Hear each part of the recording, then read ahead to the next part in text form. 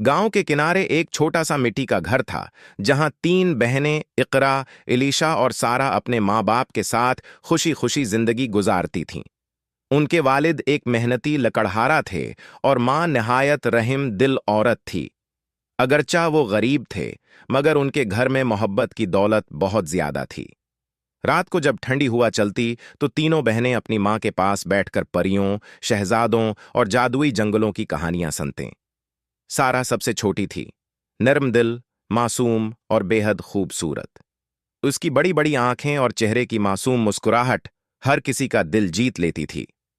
इकरा और अलीशा भी खूबसूरत थीं, मगर उनके दिलों में गुरूर आहस्ता आहस्ता जन्म ले रहा था। वक्त हमेशा एक जैसा नहीं रहता। एक सर्द रात उनके वालिद जंगल से लकड़ियां काटते हुए शदीद बीमार हो गए। चंद दिनों बाद वो दुनिया छोड़ गए। मां ने अपनी बेटियों को संभालने की बहुत कोशिश की, मगर गम और गुर्बत ने उन्हें भी कमजोर कर दिया। आखिरकार एक दिन वो भी उस दुनिया से रुखसत हो गईं। इस दिन तीनों बहनों की जिंदगी अंधेरे में डूब गई। घर की दीवारें सनसान हो गईं, चौल्हा ठंडा पड़ गया और खुशियों की आवाजें खामोश हो गईं। वालदीन के जाने के बाद इकरा और अलीशा बदलने लगें। पहले वो सारा से मोहब्बत करती थीं, मगर अब उन्हें लगता था कि सारा की खूबसूरती सबकी तौजह अपनी तरफ खींच लेती है। गांव की औरतें जब भी सारा को देखतें तो कहतें, ये लड़की तो चांद का टुकड़ा लगती है। ये अल्फाज दोनों बहनों के दिल में हसद की आग भड़का देते।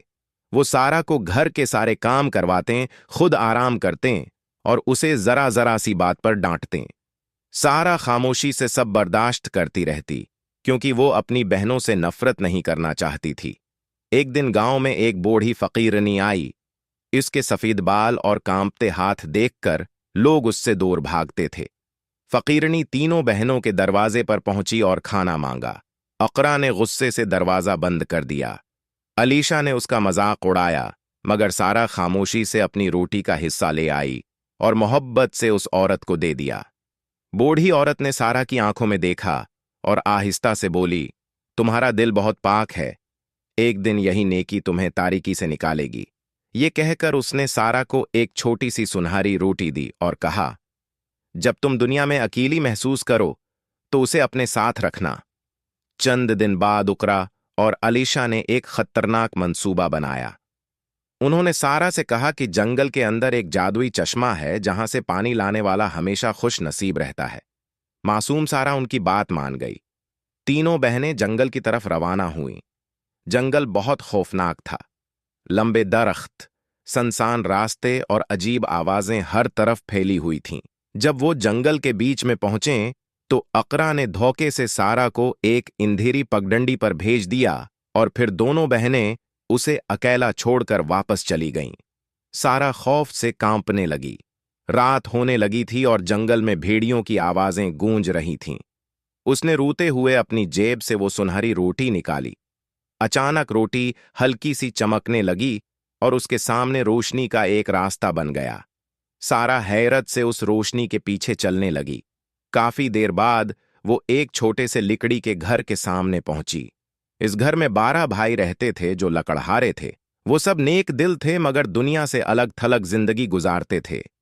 जब उन्होंने दरवाजा खोला तो एक मासूम लड़की को खौफजदा हालत में खड़ा देखा।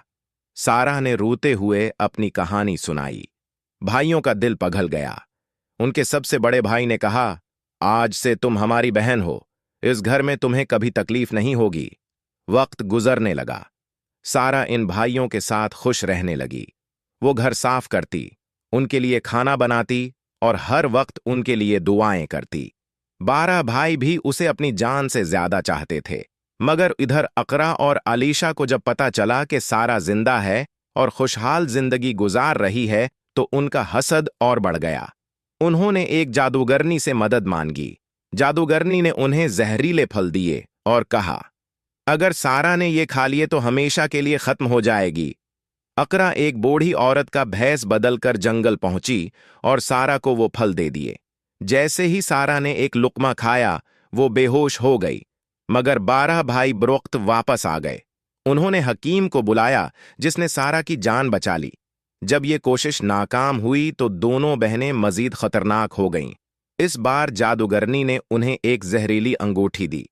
अलीशा ने मोहब्बत का ड्रामा करते हुए सारा को वो अंगूठी पहनाई। जैसे ही अंगूठी सारा की अंगली में आई, उसकी आंखें बंद होने लगें। वो जमीन पर गिर गई और गहरी नींद में चली गई। उसकी सांसें बहुत मध्यम हो गईं, जैसे वो मर चुकी हो। 12 भाई गम से टूट गए। उन्होंने सारा को शीशे के खूबसूरत ताबूत में रख दिया और हर रोज उसके पास बैठकर रोते। पूरा जंगल उदास हो गया। परिंदे खामोश रहने लगे और हवा में भी गम महसूस होने लगा। कई महीनों बाद एक दिन शहजादा सालार शिकार करते हुए उस जंगल में आया। जब उसने शीशे के ताबूत में सारा को देखा तो हैरान रह गया। वो किसी सोई हुई परी की तरह लग रही थी। शहजादे ने 12 भाइयों से उसकी कहानी सुनी। फिर उसकी नजर सारा की अंगली में चमकती अंगूठी पर पड़ी। जैसे ही उसने अंगूठी उतारी, अचानक एक तेज रोशनी फैली। सारा ने आहिस्ता आहिस्ता आंखें खोल दें। 12 भाई खुशी से चीख उठे। शहजादा सालार सारा की खूबसूरती और पाकीज़गी से बहुत मुतासिर हुआ। इसने सारा से शादी की दरख्वास्त की और सारा ने खुशी से कबूल कर लिया। पूरे मुल्क में उनकी शादी की खुशियां मनाई गईं। इकरा और अलीशा जब ये सब देखें तो उन्हें अपने जुल्म पर पछतावा होने लगा, मगर अब बहुत देर हो चुकी थी। लोगों ने उन्हें उनके बड़े अमाल की सजा दी और वो हमेशा के लिए तन्हा हो गईं। सारा ने अपनी नई जिंदगी में कभी गुरूर नहीं किया। वो हमेशा गरीबों की मदद करती और लोगों को यही सिखाती कि हसद इंसान के दिल को अंधेरा कर देता है, जबकि सब्र और नेकी आखिरकार इंसान को रोशनी और खुशियों तक पहुंचा देते हैं। इसीलिए कहा जाता है कि जिस दिल में मोहब्बत और सब्र हो, वहां आखिरकार खुशियां जरूर आती हैं।